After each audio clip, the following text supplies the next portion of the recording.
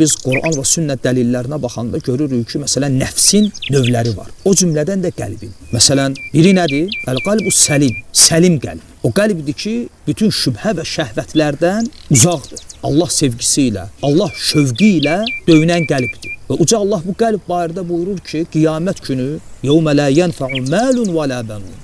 İnsana nə malı, nə övladları fayda verməyəcək. İllə mən ətəllaha bi qalbin səlim. Allaha səlim, salamat qəlb ilə gələndən başqa. Bax, bu diri qəlbin misalıdır. Yəni, o qəlbdir ki, orada zikrullah hasil olub. Allahın zikri ilə döyünən qəlb. İnsana qiyamət günü fayda verən bu qəlb olacaq.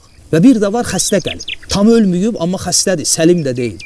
Bir də var ölmüş qəlb. Və Allah bu cür qəlbdən bizi qorusun.